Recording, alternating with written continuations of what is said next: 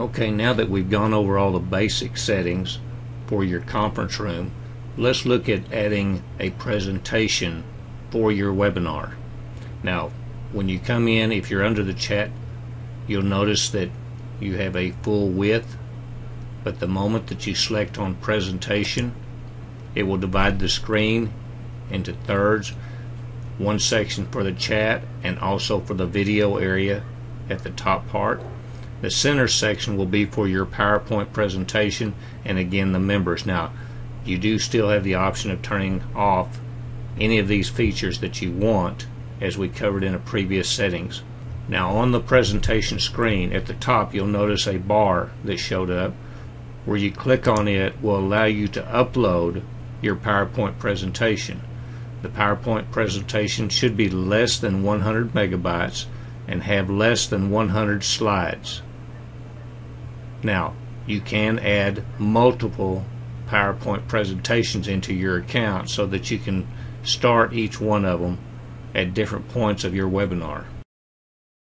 The other option that you'll notice is that a Start Drawing tab shows up at the bottom. If you want to do a whiteboard, then you can select this and use the whiteboard area to create a drawing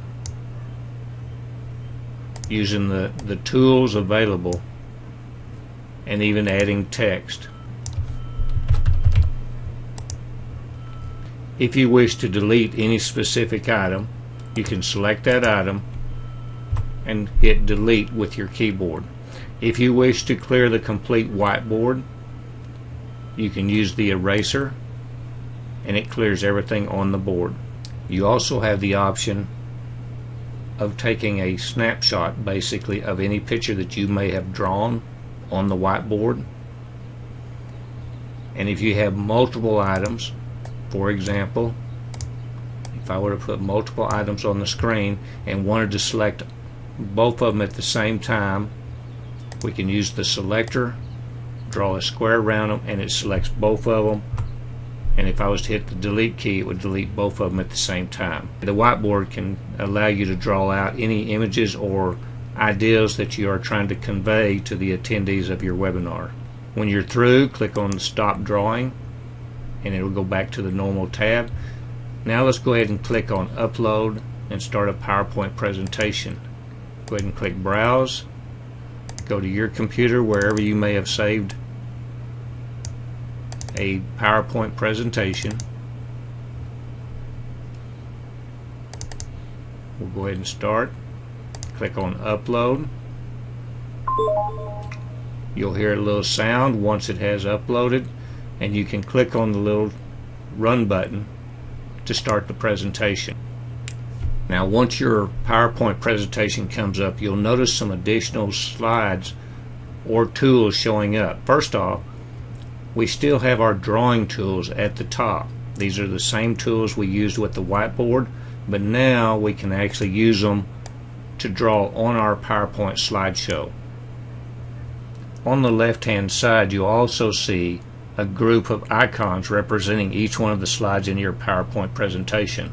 This allows you to actually jump to any specific slide without having to single step through all of the slides. Now, both these slides and the drawing tools can be turned off through the control panel at the bottom. First off, you'll see the one that closes out the icons for the individual slide and the other one that will close the drawing tools. Now, on the control panel, if you build a PowerPoint slideshow that needs to run automatically stepping through each slide, you can use the very first button that's on the right hand side next to the Play Speed button. The Play Speed button can be moved from 5 seconds up to 20 seconds per slide. By selecting this first button, it will automatically advance to each slide based on the amount of time that you have set.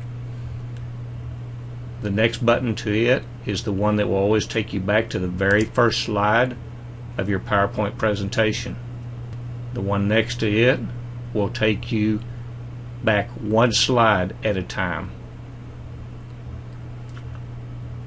Moving on to the next button will automatically start the PowerPoint presentation playing.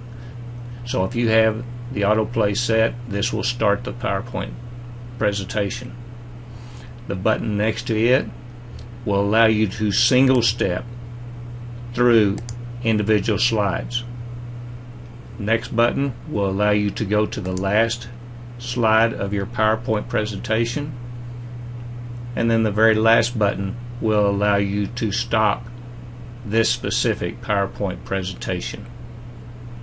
Now, one thing I want to mention on the presentations from PowerPoint, I'll go ahead and open the PowerPoint back up. First off, you will notice that the text is out of alignment. This is based on the resolution of the screen when I created the PowerPoint. This can happen based on everybody coming to your webinar with all the different variations of resolutions.